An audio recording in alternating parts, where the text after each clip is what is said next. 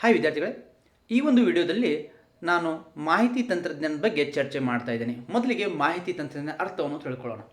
ಮಾಹಿತಿ ತಂತ್ರಜ್ಞಾನ ಅಂದರೆ ಯೂಸ್ ಆಫ್ ಕಂಪ್ಯೂಟರ್ಸ್. ನಾವು ಕಂಪ್ಯೂಟರ್ಸನ್ನು ಎದಕ್ಕೆ ಬಳಸ್ತೀವಿ ಅನ್ನೋದು ಗೊತ್ತಿದೆ. ಕಂಪ್ಯೂಟರ್ಸನ್ನು ನಾವು ಒಂದು ವಿಷಯವನ್ನು ಸಂಗ್ರಹ ಮಾಡಿಕೊಳ್ಳಿಕ್ಕೆ, ಸೊ ಆ ಒಂದು ಸಂಗ್ರಹವಾದ ಮಾಹಿತಿಯನ್ನು ಮತ್ತೆ ನಮಗೆ ಬೇಕಾದ ಪಡೆದುಕೊಳ್ಳಿಕ್ಕೆ, ಮತ್ತು ಆ ಒಂದು ಮಾಹಿತಿಯನ್ನು ಮತ್ತೊಬ್ಬರಿಗೆ ಕಳಿಸ್ಲಿಕ್ಕೆ, ಮತ್ತು ಆ ಮಾಹಿತಿಯನ್ನು ಬದಲಾವಣೆ ಮಾಡಿಕೊಳ್ಳಿಕ್ಕೆ, ಮತ್ತು ಆ ಮಾಹಿತಿಯನ್ನು ಪ್ರಕಟಪಡಿಸಲಿಕ್ಕೆ, ಇನ್ಫಾರ್ಮೇಷನ್ ಮತ್ತೊಬ್ಬರಿಗೆ ಕಳಿಸ್ಲಿಕ್ಕೆ, ಹೀಗೆ ನಾವು ಕಂಪ್ಯೂಟರ್ಸನ್ನು ಬಳಸ್ತೀವಿ. ಸೊ ಇನ್ಫಾರ್ಮೇಷನ್ ಟೆಕ್ನಾಲಜಿಯನ್ನು ಬಳಸ್ತೀವಿ. So IT is typically used in the context of business operations. ನಾವು ಇನ್ಫಾರ್ಮೇಷನ್ ಟೆಕ್ನಾಲಜಿಯನ್ನು ಬಿಸ್ನೆಸ್ನಲ್ಲಿ ಬಳಸ್ತೀವಿ. ಅಲ್ಲದೆ ಇದನ್ನು ನಾವು ಎಂಟರ್ಟೈನ್ಮೆಂಟ್ನಲ್ಲೂ ಟೆಕ್ನಾಲಜಿಯನ್ನು ಬಳಸ್ಬೋದು. ಆದರೆ ನಾವು ಇಲ್ಲಿ ಅಭ್ಯಾಸ ಮಾಡ್ತಾ ಇರೋದು IT ಬಿಸ್ನೆಸ್ನಲ್ಲಿ ಯಾವ ಥರ ಯೂಸ್ ಆಗ್ತಾ ಇದೆ ಅನ್ನುವಂಥದ್ದು. ಸೊ ಇದನ್ನು ICT ಅಂತಲೂ ಕರೀತಾರೆ. ಇನ್ಫಾರ್ಮೇಷನ್ ಕಮ್ಯುನಿಕೇಷನ್ ಟೆಕ್ನಾಲಜಿ, ಮಾಹಿತಿ ಮತ್ತು ಸಂಪರ್ಕ ತಂತ್ರಜ್ಞಾನ ಅಂತ. ಸೊ ಅದರದ್ದು ಒಂದು ಭಾಗವೇ ಮಾಹಿತಿ ತಂತ್ರಜ್ಞಾನವಾಗಿದೆ, information technology. So an information technology system, IT system, ಇದು ಮುಖ್ಯವಾಗಿ ಒಂದು ಕಮ್ಯುನಿಕೇಷನ್ ಸಿಸ್ಟಮ್ ಆಗಿದೆ. ಎರಡನೇದು, ಇದು ಹೆಚ್ಚು ಕಂಪ್ಯೂಟರ್ ಆಧಾರಿತ ಒಂದು ತಂತ್ರಜ್ಞಾನವಾಗಿದೆ.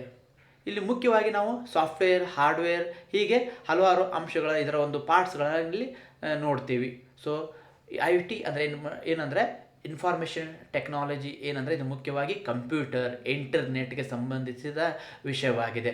ಇಂಟರ್ನೆಟ್, ಕಂಪ್ಯೂಟರ್ನಲ್ಲಿ ನಾವು ಮುಖ್ಯವಾಗಿ ನಾವು ನೋಡಿದಾಗ ಅಲ್ಲಿ ಮಾಹಿತಿಯನ್ನು ಪಡ್ಕೊಳ್ಳೋದು, ಮಾಹಿತಿಯನ್ನು ಕಳಿಸುವುದು, ಮಾಹಿತಿಯನ್ನು ಶೇಖರಿಸಿಡುವುದು, ಮಾಹಿತಿಯನ್ನು ಪಬ್ಲಿಷ್ ಮಾಡುವುದು, ಇವೇ IT ಇನ್ಫಾರ್ಮೇಷನ್ ಟೆಕ್ನಾಲಜಿಯ ಮುಖ್ಯ ಉದ್ದೇಶವಾಗಿದೆ. ಅಲ್ಲಿ ಮುಖ್ಯವಾಗಿ ಇಂಟರ್ನೆಟ್ ಆಫ್ ಥಿಂಗ್ಸ್ ಮತ್ತು ಕಂಪ್ಯೂಟರ್, ಸಾಫ್ಟ್ವೇರ್, ಹಾರ್ಡ್ವೇರನ್ನು ನಾವು ನೋಡ್ತೀವಿ.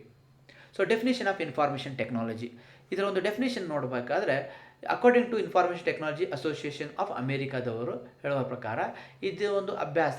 It is a study, design, development, implementation, support or management of computer based information system. ಇದು ಒಂದು ಅಧ್ಯಯನ, ಇದೊಂದು ಡಿಸೈನ್, ಇದೊಂದು ಅಭಿವೃದ್ಧಿ, ಇದೊಂದು implementation. So implementation, support or management of computers based information system.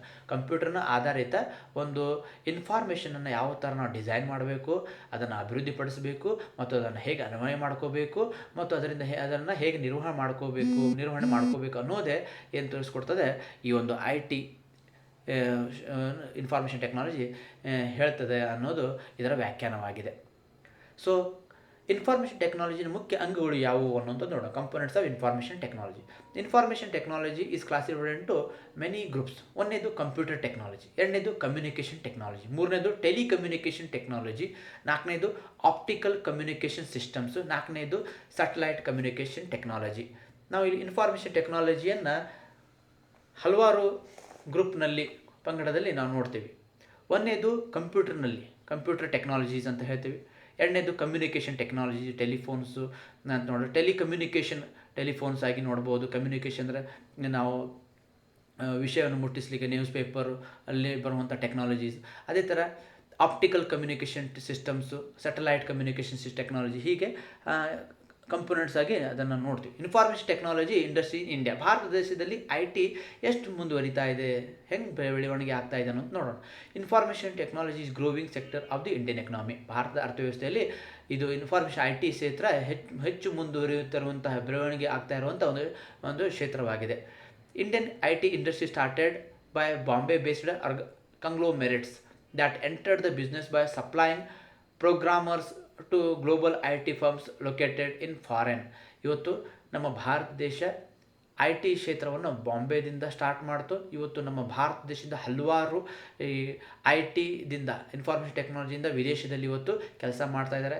ನಮ್ಮ ದೇಶದ ಇಂಜಿನಿಯರ್ಸುಗಳು ಹೆಚ್ಚು ಏನು ಮಾಡ್ತಾಯಿದ್ದಾರೆ, ವಿದೇಶಿ ಕಂಪ್ನಿಯಲ್ಲಿ ಗೂಗಲ್ಲು, ಫೇಸ್ಬುಕ್ಕು ಮತ್ತು ಹಲವಾರು ಕಂಪ್ನಿಯಲ್ಲಿ IBM ಇಂಥ ಒಂದು ಕಂಪ್ನಿಯಲ್ಲಿ ಕೆಲಸ ಮಾಡ್ತಾಯಿದ್ದಾರೆ.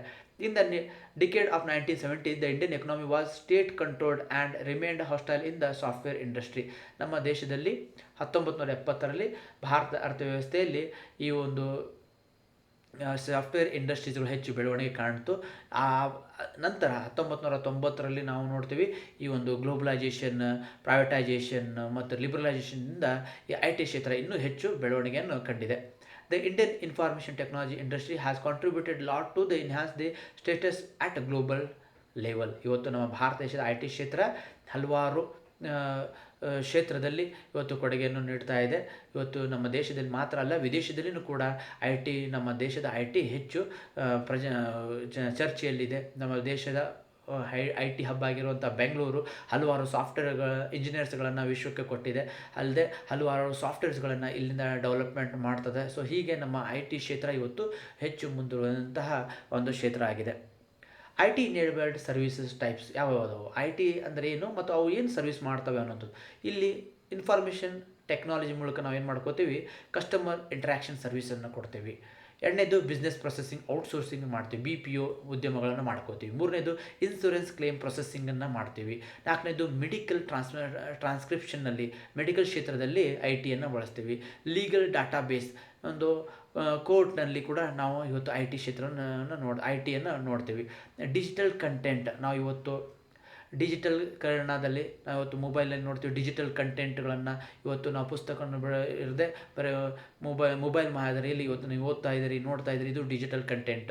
ಅದೇ ಥರ ಆನ್ಲೈನ್ ಎಜುಕೇಷನ್ ಇವತ್ತು ನಾವು ನೋಡ್ತಾ ಇದ್ದೀವಿ.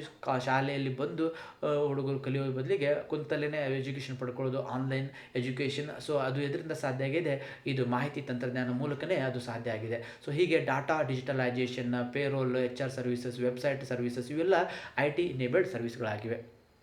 ಅಪ್ಲಿಕೇಶನ್ ಆಫ್ ಇನ್ಫಾರ್ಮೇಷನ್ ಟೆಕ್ನಾಲಜಿ, ಎಲ್ಲೆಲ್ಲಿ ನಾವು ಇನ್ಫಾರ್ಮೇಷನ್ ಟೆಕ್ನಾಲಜಿನ ಅಳವಡಿಸ್ಕೋಬಹುದು. ಒಂದು ಸೈನ್ಸ್ ಮತ್ತು ಇಂಜಿನಿಯರಿಂಗಲ್ಲಿ, ಎರಡನೇದು ಬಿಸ್ನೆಸ್ ಮತ್ತು ಕಾಮರ್ಸ್ನಲ್ಲಿ, ಮೂರನೇದು ಎಜುಕೇಷನ್ ಕ್ಷೇತ್ರದಲ್ಲಿ ಮತ್ತು ಗವರ್ನೆನ್ಸ್ನಲ್ಲಿ, ಆಡಳಿತದಲ್ಲಿ, ಹಾಸ್ಪಿಟಲ್ಸ್ಗಳಲ್ಲಿ, ಮೆಡಿಸಿನ್ಸ್ಗಳಲ್ಲಿ ಮತ್ತು ಎಂಟರ್ಟೈನ್ಮೆಂಟ್ ಕ್ಷೇತ್ರದಲ್ಲಿಯೂ ಕೂಡ ಐ ಟಿಯನ್ನು ನಾವು ನೋಡ್ತೀವಿ. ಅದೇ ಥರ advantages of information technology in ಬಿಸ್ನೆಸ್ನಲ್ಲಿ ಏನೇನಿದೆ, increases production and saves times. So I ಟಿಯನ್ನು ಬಳಸೋದ್ರಿಂದ, ಮಾಹಿತಿ ತಂತ್ರಜ್ಞಾನವನ್ನು ಬಳಸೋದ್ರಿಂದ, ಟೆಕ್ನಾಲಜಿಯನ್ನು ಬಳಸೋದ್ರಿಂದ ನಮಗೇನಾಗ್ತದೆ, ಉತ್ಪಾದನೆ ಹೆಚ್ಚಾಗ್ತದೆ, ಕಡಿಮೆ ಅವಧಿಯಲ್ಲಿ ಆ ಉತ್ಪಾದನೆ ಮಾಡಲಿಕ್ಕೆ ಸಹಾಯಕಾರಿಯಾಗ್ತದೆ. ಹೀಗೆ ಉಳಿತಾಯವನ್ನು ಕೂಡ ಉಳಿತದೆ. ಎರಡನೇದು improves communication through communication technology. Communication ಏನಾಗ್ತದೆ, ಪ್ರಬುದ್ಧವಾಗ್ತದೆ, ಕಮ್ಯುನಿಕೇಷನ್ ಬ್ರೇಕ್ ಆಗಲ್ಲ, ಕಮ್ಯುನಿಕೇಷನ್ ಸರಳವಾಗಿ ಆಗ್ತದೆ ಈ ಮಾಹಿತಿ ತಂತ್ರಜ್ಞಾನ ಮೂಲಕ. ಮೂರನೇದು improves data storage and file management. ಹಲವಾರು ಲೋಪದೋಷಗಳು ನಾವು ಮ್ಯಾನ್ಯಲ್ ಆಗಿ ಕೆಲಸ ಮಾಡುವಾಗ ಬರ್ತವೆ. ಆ ಲೋಪದೋಷಗಳನ್ನು ಇದು ಬಗೆಹರಿಸ್ತದೆ. ಡಾಟಾ ಸ್ಟೋರೇಜ್ ಆಗ್ತದೆ, ಯಾವುದೇ ಥರದ ಮಾಹಿತಿ ಸೋರಿ ಹೋಗಲ್ಲ. ಸೊ ಅದು ಹೆಚ್ಚು ಕಾಲದವರೆಗೆ ನಾವು ಅದನ್ನು ಸೇವ್ ಮಾಡಿಡ್ಬೋದು. ಸೊ ಹೆಚ್ಚು ಲಾಂಗ್ ಫೈಲ್ಸ್ಗಳನ್ನು ಇಡ್ಬೋದು, ಅದು ಮ್ಯಾನೇಜ್ಮೆಂಟ್ ಮಾಡ್ಬೋದು. ಸರಳವಾಗಿ ಅದನ್ನು ನಾವು ಮಾಡಲಿಕ್ಕೆ ಸಾಧ್ಯ ಆಗಿದೆ ಕಂಪ್ಯೂಟರ್ ಮುಖಾಂತರ. ಇಂಪ್ರೂವ್ಸ್ ಫೈನಾನ್ಷಿಯಲ್ ಮ್ಯಾನೇಜ್ಮೆಂಟ್, ಹಣಕಾಸಿನ ಒಂದು ನಿರ್ವಹಣೆಯನ್ನು ಕೂಡ ಇದು ಚೆನ್ನಾಗಿ ಮಾಡ್ತದೆ.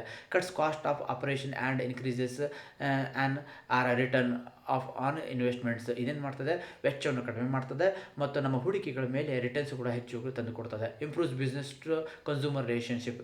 ಇದು ವ್ಯವಹಾರದಲ್ಲಿ ಒಂದು ತಮ್ಮ ಸಂಬಂಧಗಳು ಹೆಚ್ಚಿಸಲಿಕ್ಕೆ ಸಹಾಯಕಾರಿಯಾಗಿದೆ. Improves on business competitive advantage.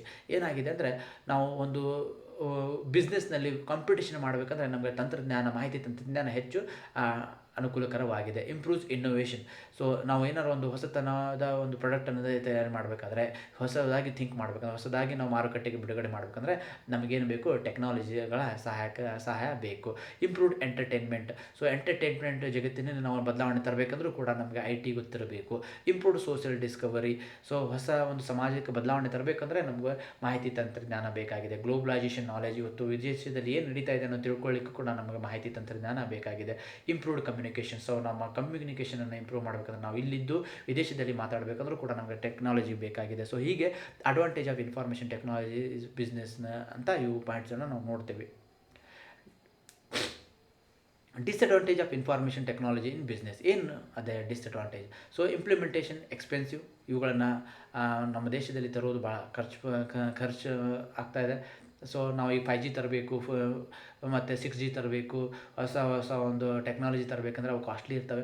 ಎರಡನೇದು ಜಾಬ್ ಇಲಿಮಿನೇಷನ್. ಸೊ ಮಾಹಿತಿ ತಂತ್ರಜ್ಞಾನ ಬರೋದ್ರಿಂದ, ಕಂಪ್ಯೂಟರ್ ಬರೋದ್ರಿಂದ ಏನಾಗಿದೆ, 4 ಜನ ಮಾಡೋ ಕೆಲಸ ಒಬ್ಬರೇ ಮಾಡ್ತಾ ಇದ್ದಾರೆ. ಇದರಿಂದ ಜಾಬ್ಗಳು ಏನಾಗ್ತವೆ, ಕಡಿಮೆ ಆಗ್ತಾಯಿದೆ. ಸೆಕ್ಯೂರಿಟಿ.